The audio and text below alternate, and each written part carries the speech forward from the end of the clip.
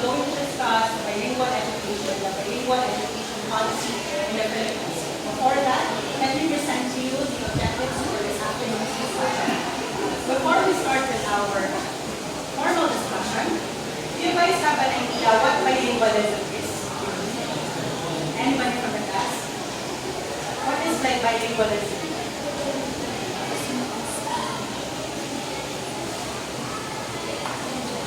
Yes, Mr. Rosario. Person that learns two languages. Yes, very good. Bilingualism is a person that speaks two languages, but it is used also to describe the two languages of an individual. Let me introduce to you another word similar to bilingualism, the diglossia. Diglossia is a term that is used to refer to the use of two languages in societal level. It is the language being used in a community or a country. So let me tell you the difference between these two. Bilingualism is the two languages of an individual, and diglossia is the two languages of a society or country. That's the difference of these two. Now, since you already know the difference of these two, I want to group you guys into four. This will be the group 1, 2, 3. Okay, 1, 2, 3, 4. Please form a circle.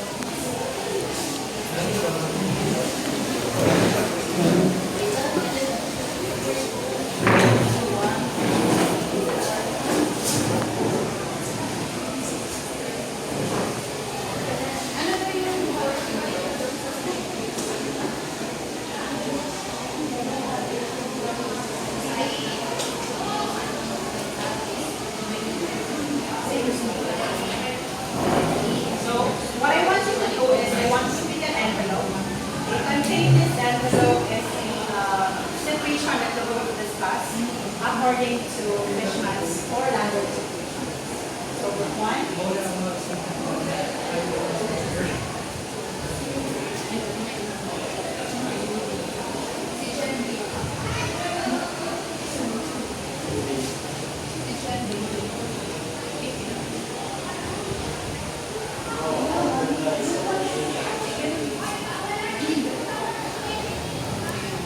I will give you a minute to discuss within your group members about the situation that you have chosen.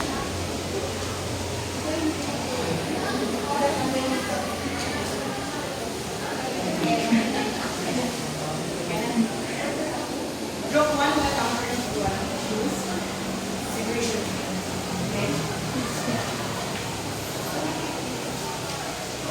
Okay? This week, first side. Bilingualism without Diglossia. Most people are bilingual and they have to speak English or any language to speak their first language. So, in that situation, people don't know about bilingualism. They are speaking bilingual. It is the person who speaks two languages. And diglossia, it is where most of people use two languages. Just like for example here, in the one for me, the two major languages that the Hungarians use is Chavahaya and Bisaya. Thank you. So what Mr. Sain,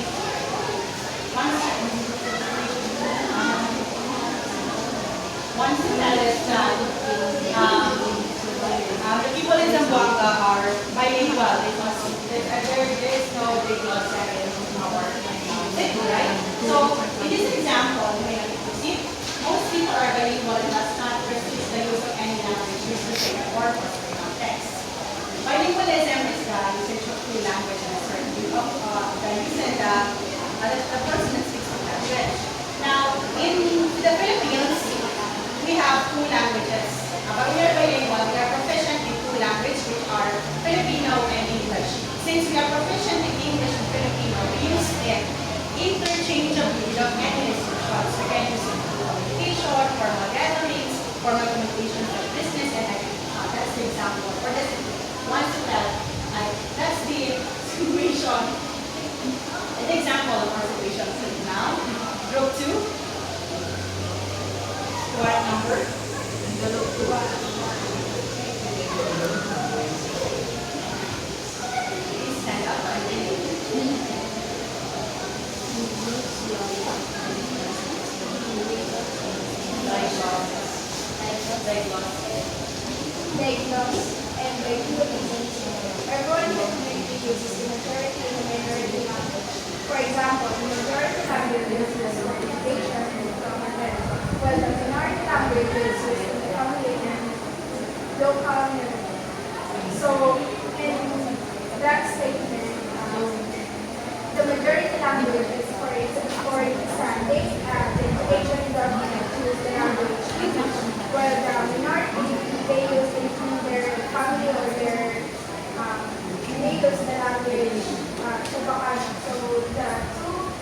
language is used for the different language is used for the education and government.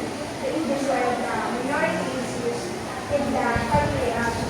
Yes, very good, Ms. Rios. That's wonderful explanation. Everyone in the community is the majority language. When I talk about the majority language, it is the widespreadly spoken language in the country. For example, in the Philippines, we have Tagalog or English. Now, the minority language is the mother tongue or nakasanayan natin language. So, in this situation, the diglossia and the lingualism are being used together. So, we use the majority, which is the English or the Filipino for government or education, while the minority is for the communication with our peers or family and neighborhood. So, next. Group 3. 1. The number. 2. Number. So my point of view, this is where the close is referring to a community or a society that has people speaking two languages. But then we cannot close community by because if that community is speaking two languages, so individual is only having one language. For instance, is a woman speaking. So we can call this as inclusion because you can speak two languages and perhaps more than two languages. But then the individual is can only able to speak Chavacano and then others can only speak Bisaya. So it cannot call bilingualism because the individual can only speak one language. Yes, thank you, Ms. Carpio. So, for the situation 2, if you're going to go back to history for latest on the time of the Spanish, they use Spanish as the diglossia or the national language back then. And the other people or Filipinos speaks their own indigenous language. Now, it is not being used Spanish because there were no formal education for it. So they only use their minority language. So even though the Spanish was the national language or widely spoken on that time, it was not widely spread. Did you guys understand? Okay. Next, last group, 4. What number? So here, a community who utilize diverse languages, like for example, in a community, there are several languages that people, like ginagamit ng mga tao, like for example, Yakans, Sinama, Chabacano, or Speaker.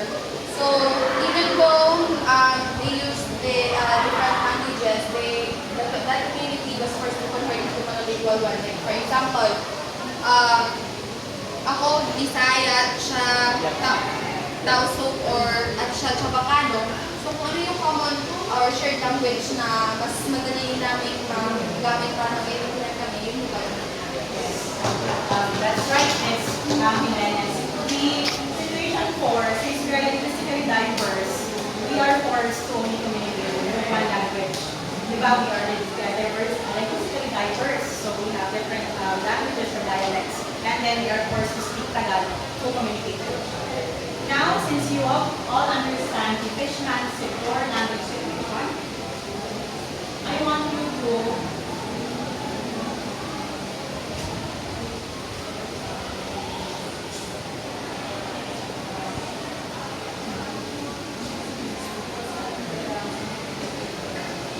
now, how do you think these language situations affect the bilingual education policy? How do you think the Fishman's 4 language situations affect the bilingual education policy? Anyone?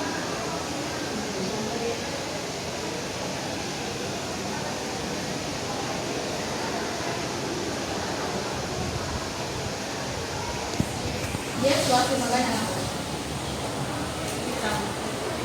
Isang na Doon na. how will you think that language situations affect the bilingual education policy? Yes, Mr. Sapuli?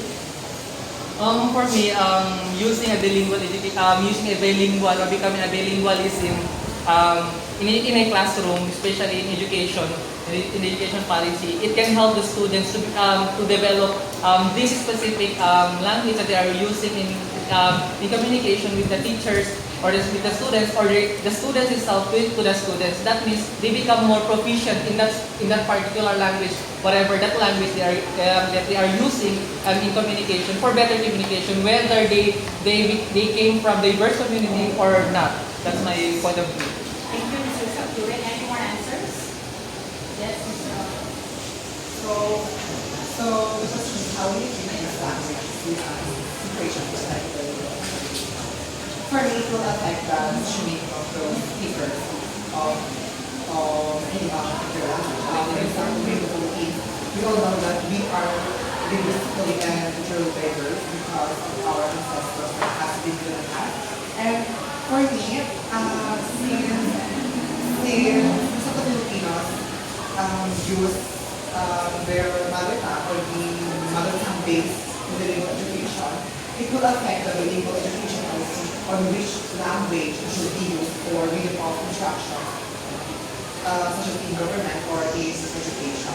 And by that, government should take it seriously and they should get to the point where on what should be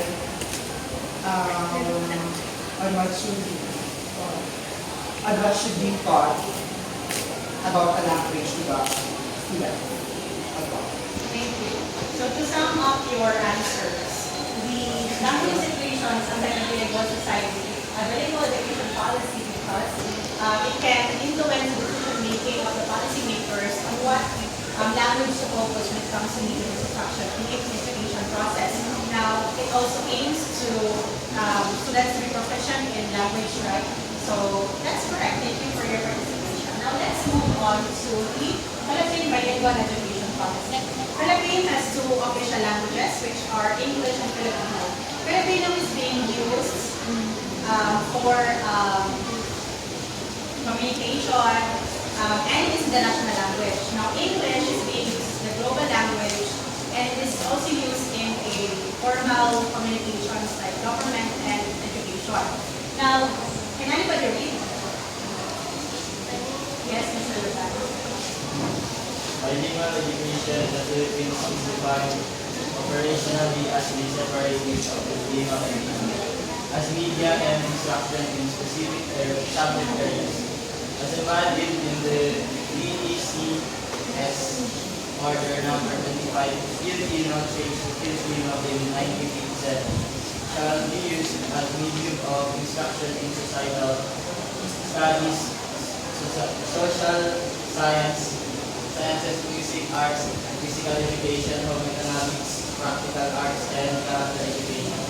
English, on the other hand, is allocated to science, mathematics, and technology subjects. The same subject allocation is provided in the 1987 policy on bilingual education, which is disseminated through Department Order Number 52. Thank you, Mr. Lozano. Since the Philippines is a bilingual country, the government needs to the promulgation or the implementation of the bilingual education policy, which are we going to discuss right now. So, the bilingual education policy is the separate use of Filipino and English language as a medium of instruction for certain subjects. English for science, mathematics, and technology subjects, and Filipino for social studies, music, arts, and physical education. Now, this policy follows the policy on bilingual education aims at the achievement of competence in both Filipino and English at the national level through the teaching of both languages and their use as media of instruction at all levels. The regional languages shall be used as auxiliary languages in grades 1 and 2. The aspiration of the Filipino nation is to have its students possess skills in Filipino to enable them to perform their functions and duties in order to meet the needs of the country and the community of their tribes. So we have already discussed this actually, right, in the past quarters. Mr. Sai discussed this policy, so let me just summarize this. The bilingual education policy only aims to the students to be proficient in both Filipino and English language. So it is being taught in as visual construction for certain subjects, and also the regional languages or the mother tongues can also be used as an auxiliary or help for the teachers to as a reading construction for grade levels 1 and 2. And it is also these bilingual education also wants the Filipino nation to communicate with other nations through English language. So to discuss further about this policy, let me introduce to you the second reporter, Ms. Hannah Sabri. So, good afternoon everyone. I am Hannah Saputa. Good afternoon everyone. I am Hannah. Now, let's proceed to the goals of bilingual education policy. First, enhance the learning through two languages to achieve quality education as goal by the 1987 Constitution. So, this goal aims to achieve the bilingual education to enhance the learning experience and the outcome of the students. So basically, by providing the two native language and target language, it helps the students to enhance their learning process, and also these goals aligns with the mandate of the 1987 Constitution, which recognizes the importance of bilingual education in the Philippines. Next one, we have climate change. Now let's proceed to the second. So the number 2, the propagation. So this goal focuses on the use and the proficiency of Filipino language, and also it aims to ensure that the students develop their writing, reading, and also develop their comprehension skills to enabling them to effectively communicate and engage with the Filipino language, and also through the literature, culture, and society. Next one, we have the development of Filipino as a linguistic symbol of the national unity and identity. So this goal emphasizes the role of the Filipino language in fostering the national unity and identity. So it aims to evaluate, or it aims to cultivate a sense of belonging among Filipinos by providing or promoting the use of Filipino and understanding the Filipino as a common language that unifies a diverse linguistic communities within the Philippines. Next one, we have, yes,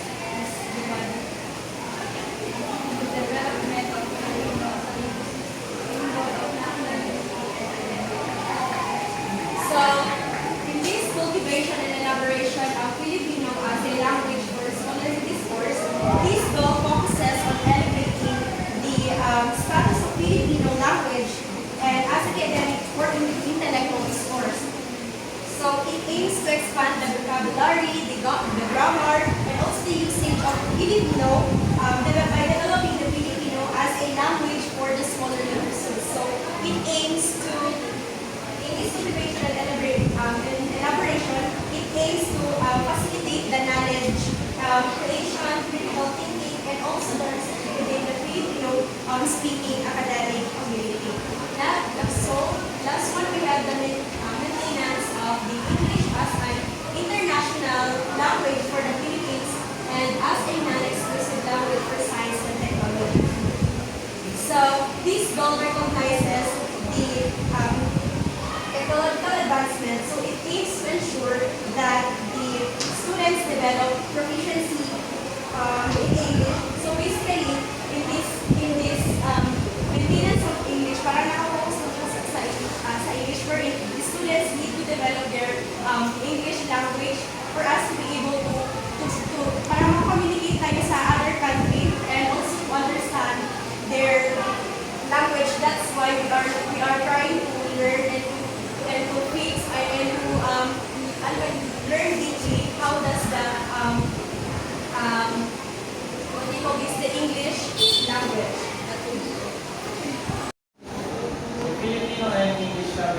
as medium instruction. So this part was already explained by the previous presenter, which they emphasized or they highlighted that the two languages, which are the Filipino and English, shall be used as a media of instruction.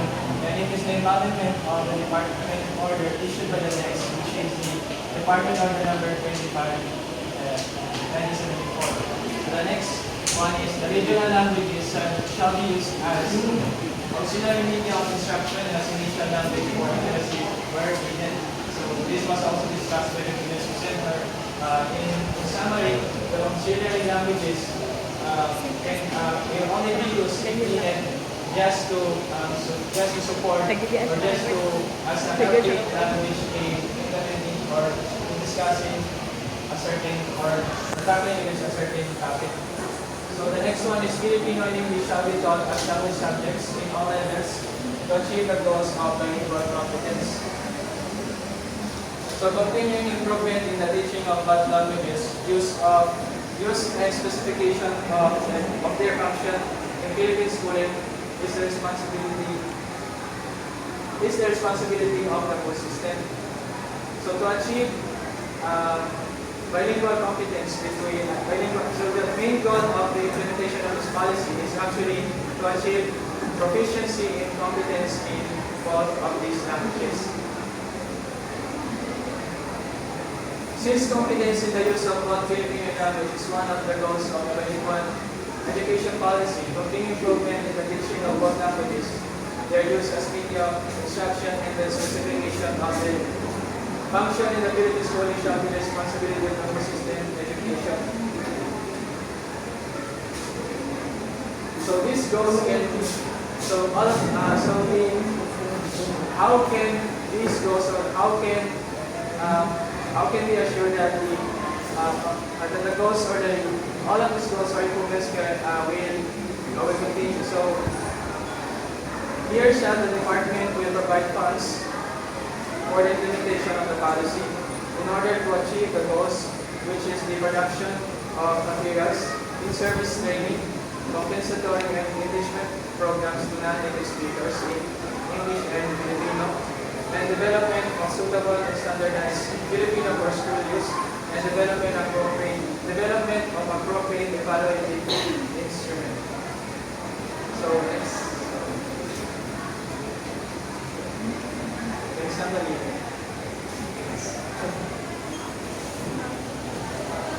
Tertiary level institutions shall lead in the continuing intellectualization of Filipino. The program of intellectualization, however, shall also be pursued in both the elementary and secondary levels. So the tertiary level institutions shall lead in the intellectualization of Filipino. So guys, do you have an idea what intellectualization of a certain language is? Does anyone have an idea what does intellectualization of a certain language is?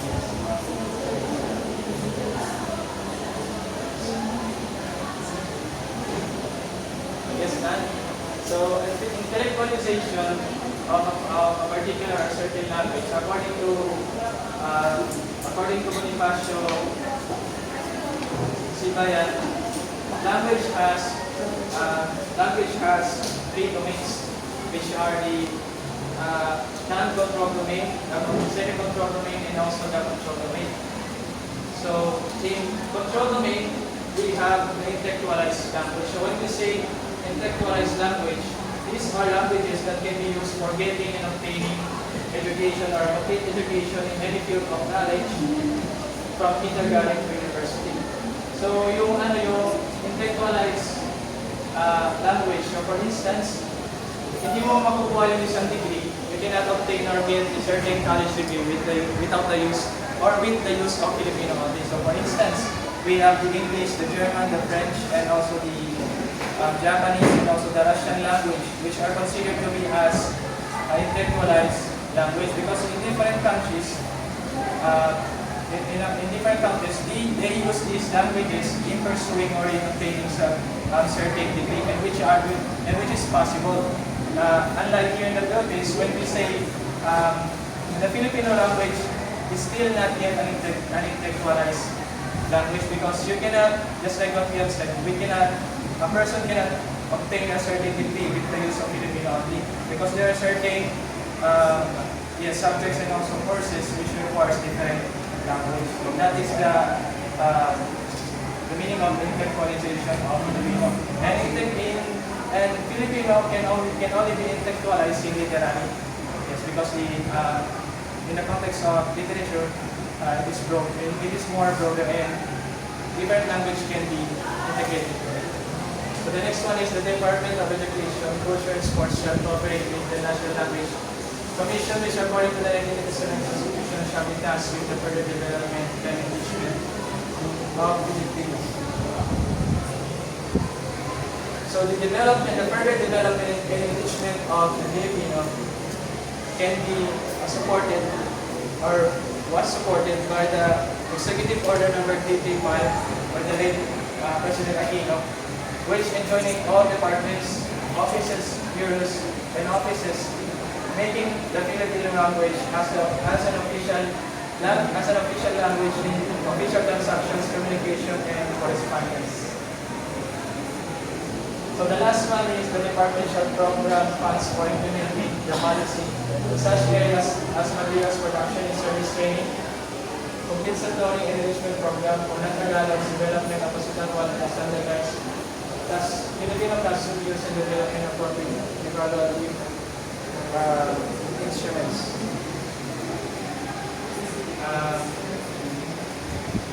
The funds, the programs that the programs that can be implemented, such as the in-service training and also the enrichment program for non-Tagalogs and